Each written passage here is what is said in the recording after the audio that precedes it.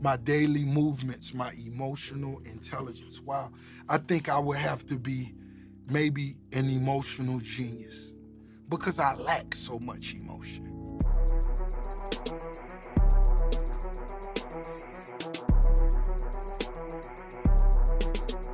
Hey guys, welcome to another episode of DT Talks. My name is Unique, and today's guest is the biggest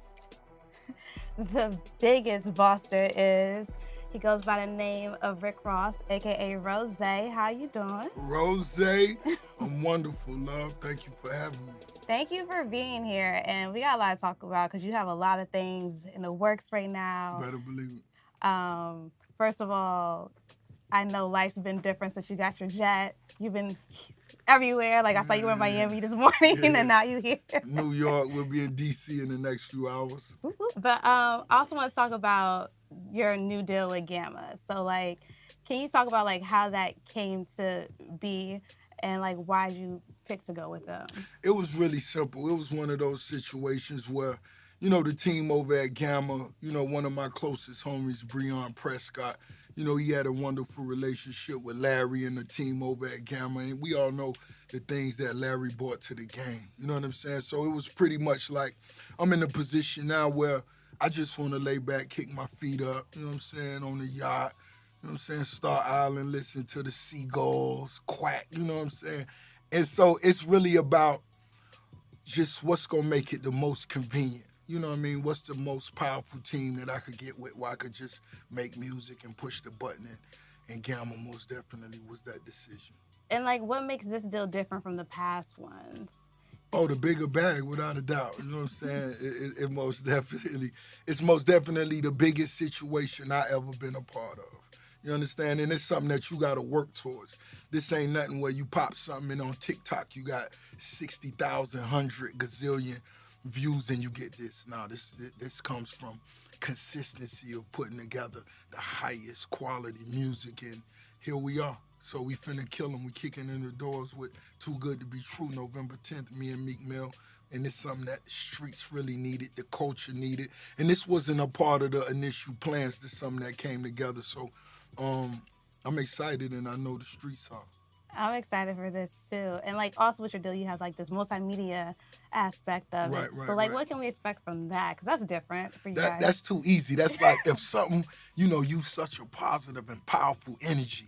If anything ever happened over here, I got you. You know what I'm saying? But it's most definitely like we're going to be able to have fun, you know, podcasts, create different things. I'm going to shoot my first film next year. So we just going to go all the way up. And are we going to get MMG Africa with this? You know, it's just one of those things where our relationships and the bond over in Africa, over in Nigeria, over in Ghana, it just continue to grow. And once again, the music, the movement is so powerful.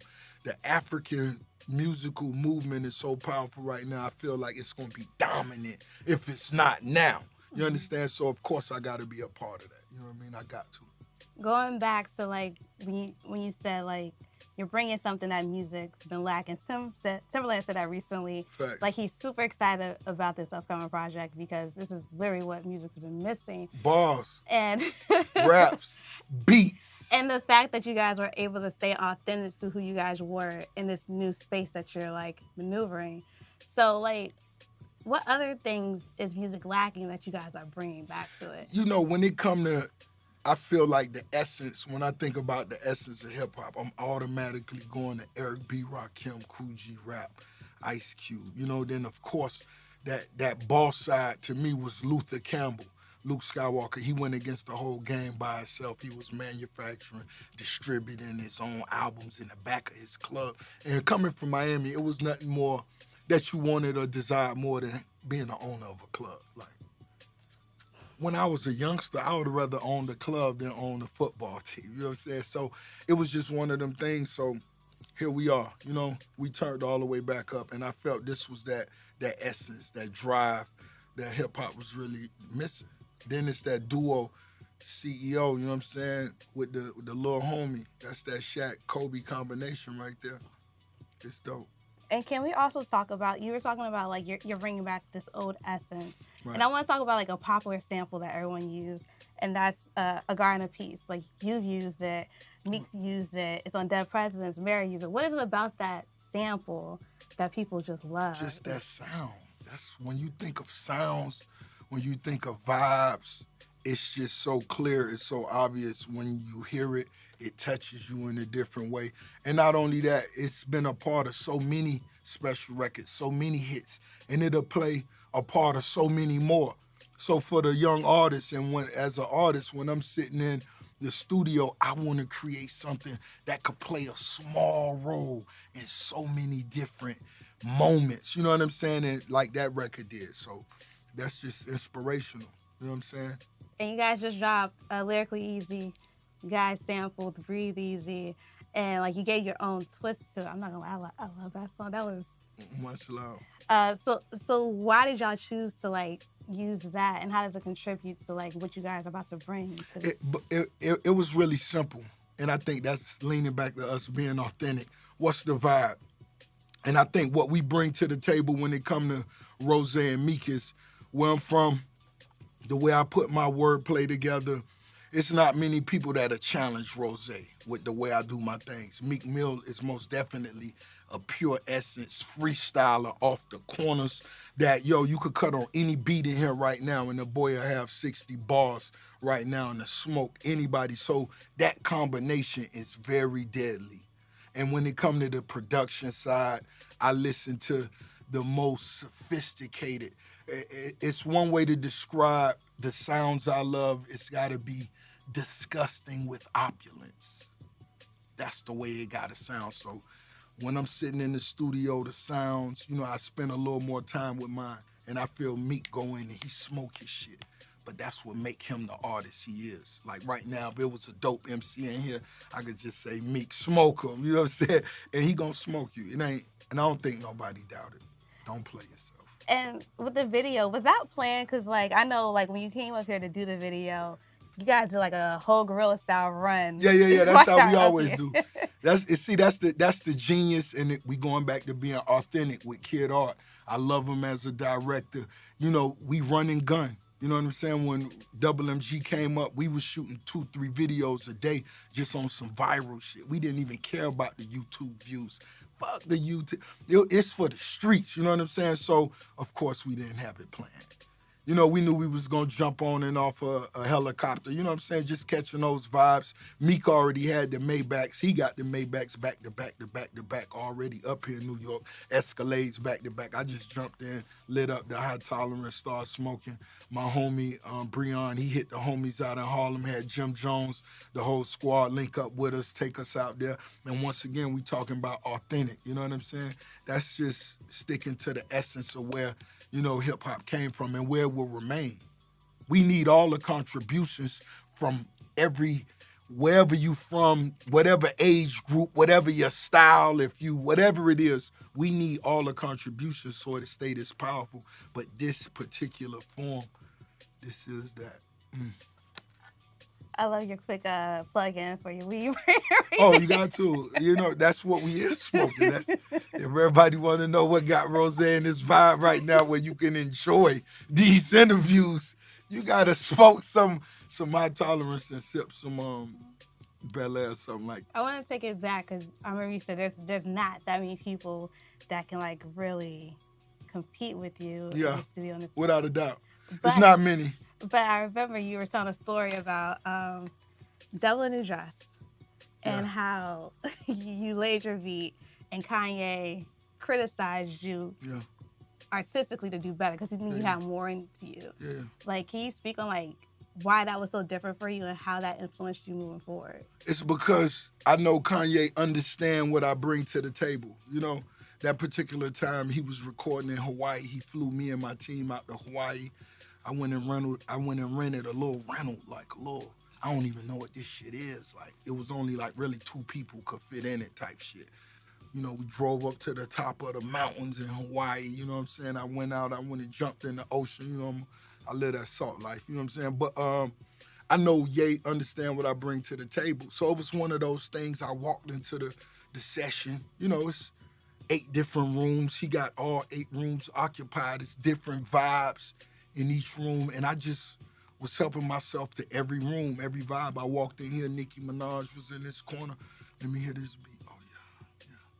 Let me listen to her bars. Oh yeah, she handling her bit. And I just went room to room. It was one of those things. And one of the records Jay played for me when I Devil in the New Dress was in one room. I walked in, I wrote a verse to it, and I'm walking around. He may have just seen I was a little, damn, Rose, you did that shit a little swift, nigga. Calm down. I'm thinking you excited, nigga. Because I was, I wanted to be, it's so many legends, Mike Dean in this room, No ID in this room, and I was a fan of all these artists. So he came back, he listened to the verse, and I know it was smoke, you know what I'm saying? I know it was dope, but he most definitely challenged me. And I think as an artist, if you get challenged, if you a boss, you will gladly accept it, which I did. He was like, Rose, I think you could go harder than this. The Rose I know. Oh, that's what we on. I got you.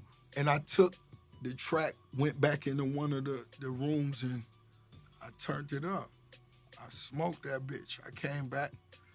Hold on, everybody come in here and listen to this. So if he's just doing me wrong, y'all let him know. Everybody, I called Mike Dean, I called everybody into the room, and I played the new verse, and that's when he kind of just gave me a hug.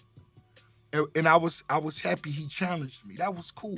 Mm-hmm. And really from that point on, because really I was always a one verse type of dude. I hear it, boom, I'm gonna smoke that shit and that's it. I do 2 verses. I began doing 2 verses sometimes just to have that multiple choice. I like multiple choice now. Multiple choice. Y'all get it.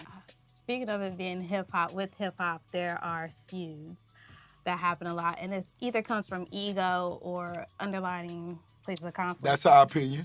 Yeah. If it comes from ego or... Because we never know what it could come from. Yeah, or it could be an underlining thing. But, how do you think the competitive environment of hip-hop plays into that? So, it plays a major role. But, also, preventing people from wanting to mend relationships as well. I think every situation is different because we've all seen situations turn over. And I think me and Meek Mill doing this project, Too Good to Be True, is a perfect example of that.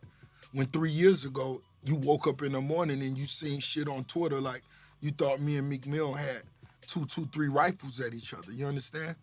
And anybody that would have gravitated towards that energy, I'm sure they looking at this huge play we doing right now and saying, damn.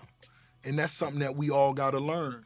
You can't just jump off the porch when you're not sure what's really going on because you may miss something real big that's gonna transpire next. And sometimes it's not even worth it in the long run. It's just you gotta know what the hell you talking about. Mm-hmm. You know what I mean?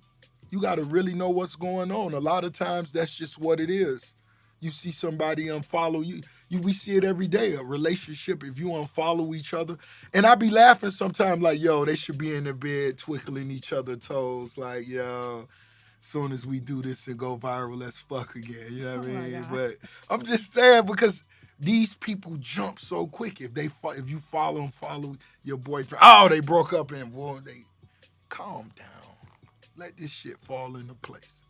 You also spoke about how everything that's going on with Jada and Will has made you want to be married. It made me, I'm just going to say what Jada's doing won't affect the decision of me ever being married. But what I'm saying is, damn, baby, you got to be a better and a greater example than that.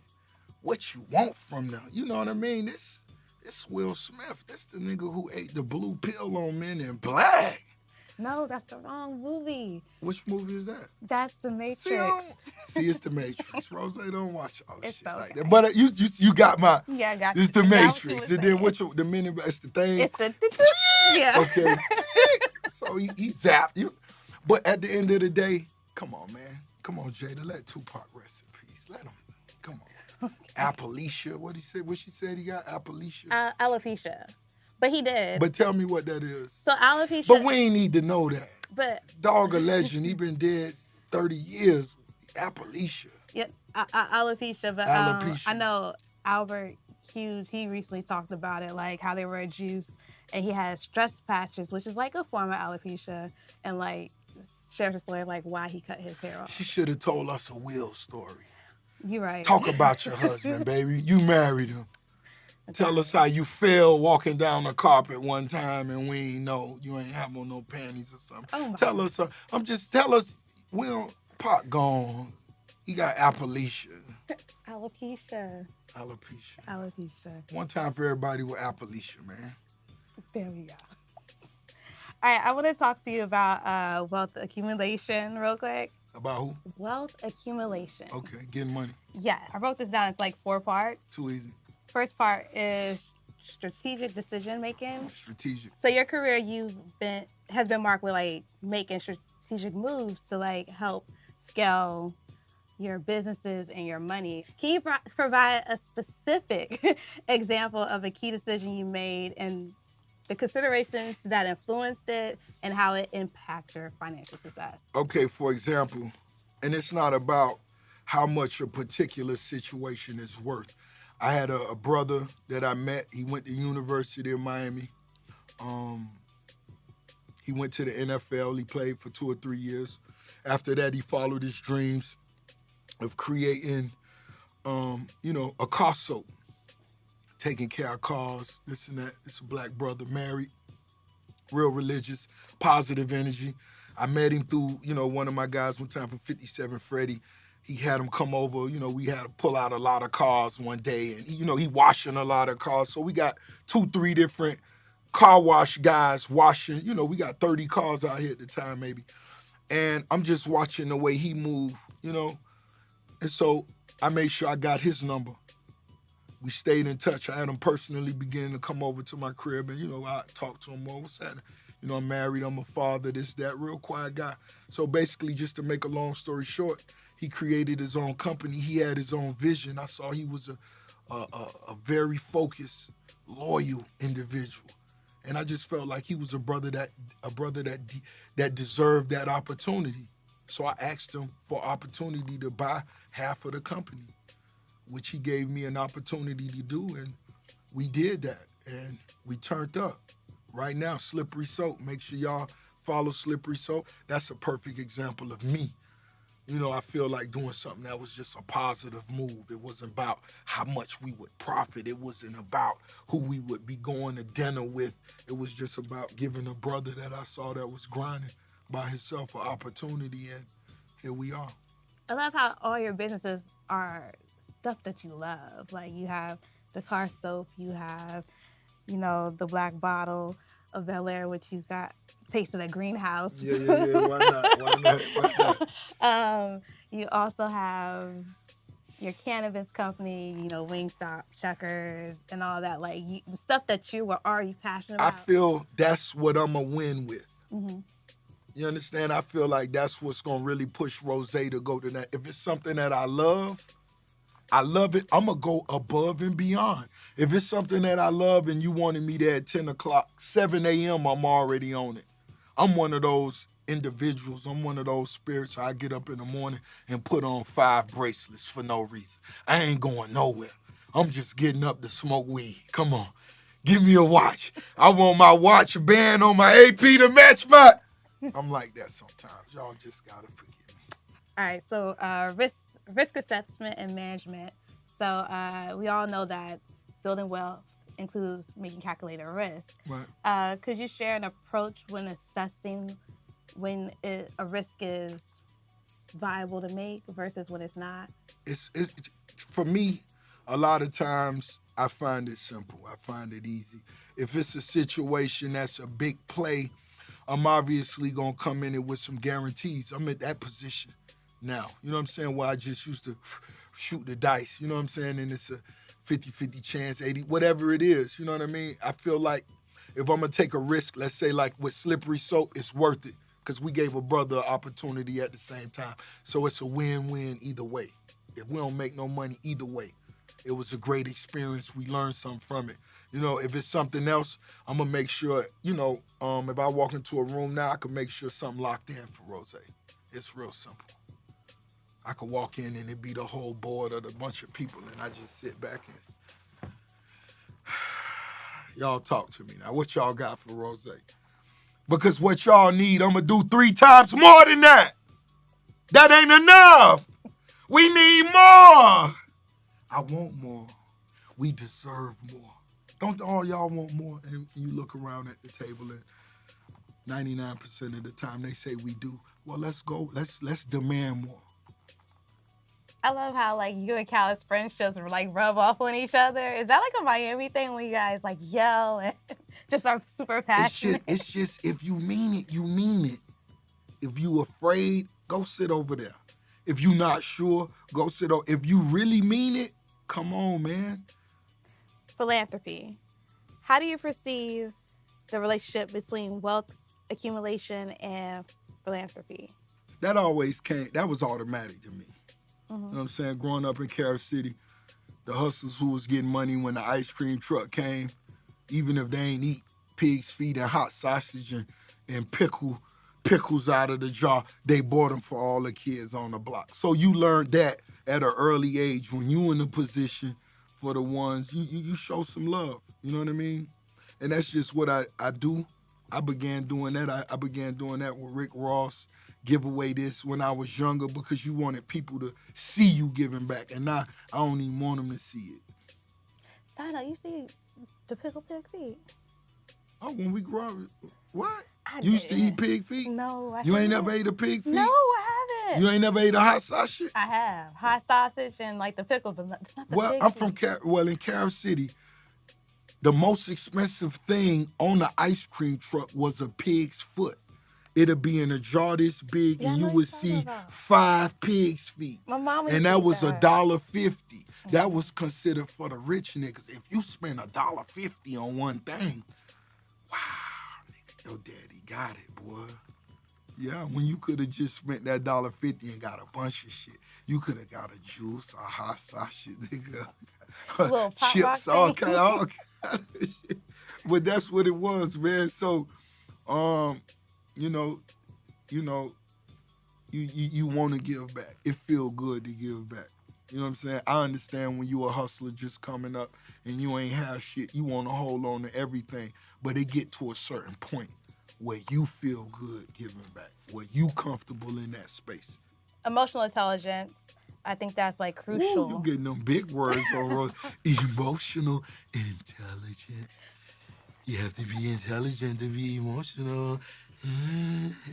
No, but can you share your view on like how understanding that can affect not only your But personal look, and your so finance? emotional intelligence, would that happen to be a relationship with a woman, or is that just my daily Your movements? daily movements. My daily movements, my emotional intelligence. Wow. I think I would have to be maybe an emotional genius because I lack so much emotion. And when you lack so much emotion, it's easier for you to focus on whatever the focus is, whatever best for the situation. It's just like being in a relationship. You got to realize what's best for the two of you. You know, not just what you want. You know, last night we ate those microwave dinners. We reheated them lemon pepper wings, and we had an amazing time watching Forensic Files. But guess what? Today, and whatever follows that is your emotional intelligence. Whatever makes you feel the best. And I'm going to do that.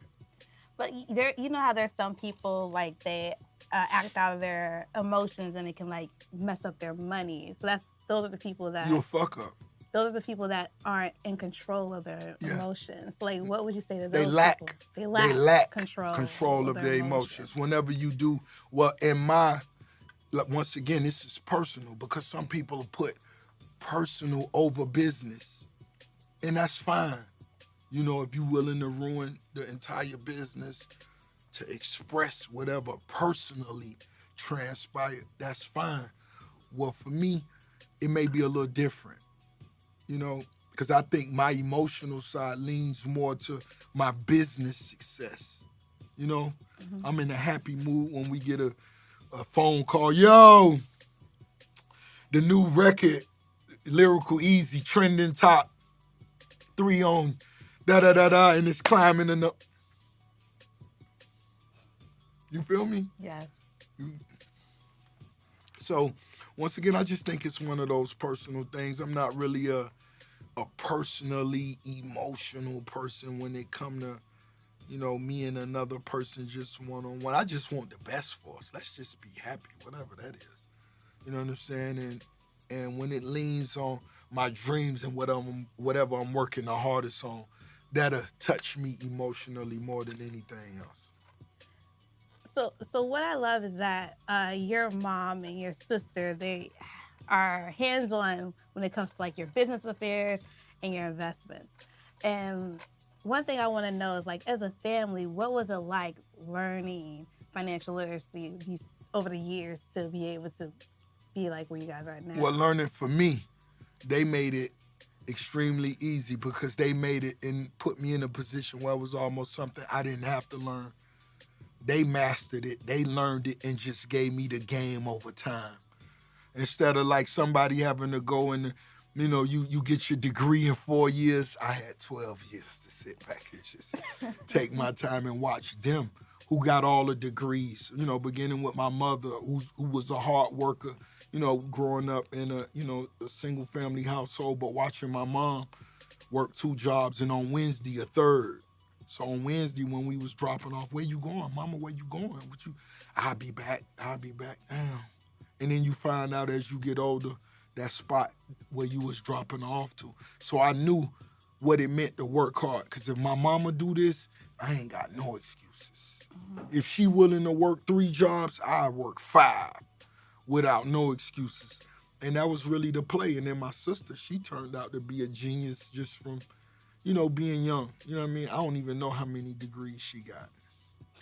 She just got, damn, it ain't nothing I can't call her and don't have the answer for. If she don't got it right then, which is very rare, she'll have it as soon as she call back. So don't even call nobody else because the phone finna be ringing as soon as Is she an older or younger sister? She younger than me. I take that back. She's older than me.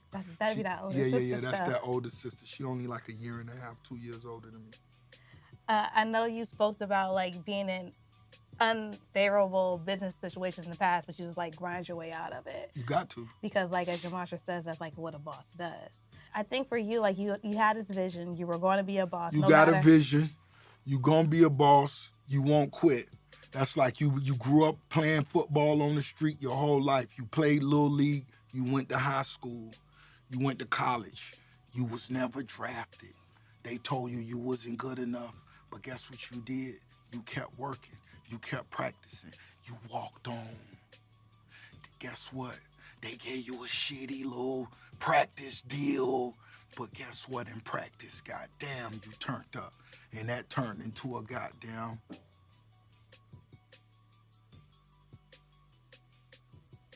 You're a Hall of Famer now. How do they explain that? It's happened before. That's what Rose is. And that's what you gotta believe in if you not nobody that's got drafted. That's how the game go. Everybody don't get drafted. You gotta walk on sometimes. So yeah, that's what I was about to ask you. Like, well, you already gave it, but the advice you would give to those people, like, instead of being like, damn, this ain't working for me, like, how do they grind out of it? And like, it's the mindset. No, it ain't gonna never go the way you want it to. It'll never go that way. You just got to be ready to not accept no for an answer. What's next is what you got to be asking yourself. If I walk into this office and they tell me no, what do I do next? Because that's where I'm going to walk to next. Lastly, I have like quick fun questions for you. Too easy. So what, in the 80s, this movie Willow came out. What does that mean to you? The movie Willow, it was the nickname. It's tattooed on my forearm. That's what my big homies down the street used to call me. As I got older, I realized they was bullies. Yeah. But everybody where I was from was bullies, so you love the bullies. You love the bullies. But Willow, the movie came out. It's a little kid, little short, fat kid. My name, they used to call me Will. So they said, you know what? You Willow. You the short, fat kid from the movie. You Willow. And everybody ran with it. So everywhere I went when I was in elementary, Willow! They mean as hell. No. I spoke of them. My same homie who gave me the nickname Willow in my book. I spoke to him. Me coming down to his house, I'm a kid. He much older than me, and he told me he put a clothesline, a clothespin Yeah, the that you ain't. clothespins, yeah. Yeah, he put one of those on my nipple. It said, you gotta leave it on there for 60 seconds or I'm gonna have to beat you up. And I said, damn, leave it on there. Because I know he was gonna beat me up. That first tear was running at 12 seconds. I say, damn. Yeah. I talk about it in the book, though. Okay, so you once said you were a 2 to 3 mixtape and an album artist. What does that mean? I just felt like, at one time, coming up in Miami, a party city, everybody come to Miami for party. The vibe was, it's the beach, the chicks, the girls, and that's cool. I love the party vibe. But the music I make, I had plans. You know what I'm saying? I wanted to get to the money. I wanted to own property. I'm a boss. You know what I'm saying? That was my mindset. That was the music I made. And that really wasn't connecting when I first began to do it in Miami. So did I think I really had so much longevity coming up in Miami when everybody only wanted to see an ass jiggling in a sundress? You know what I'm saying? It's like where I'm from. If your butt wasn't jiggling leave it home.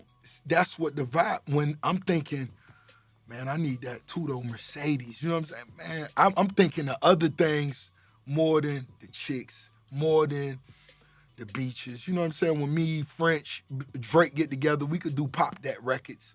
But when I'm by myself, it's every day I'm hustling. It's BMF, you know what I mean? So that was just my mindset. So I wasn't sure how much of that type of music my city wanted from Rose. And I wasn't thinking about nowhere else.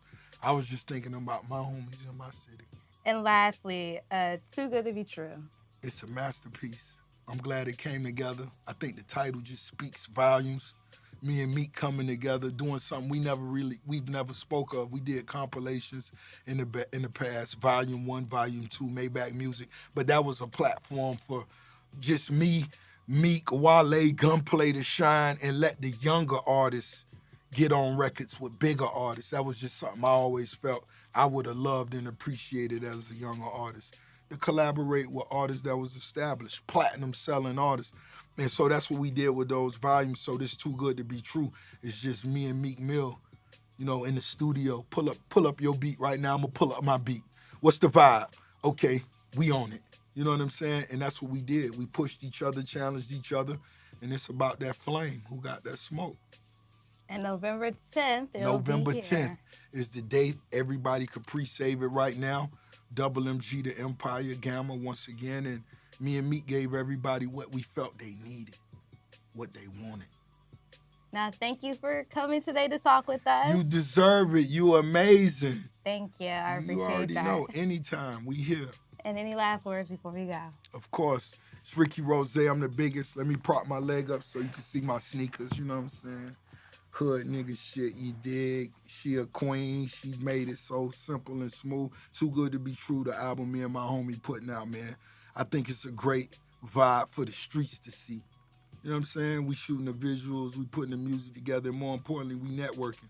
We brothers, the Empire, Double MG, that's what it's about. November 10th, we gonna shock the world once again. I ain't never fell. And Meek damn sure ain't never fell. So y'all know what this is, baby. We finna feed the motherfucking trenches.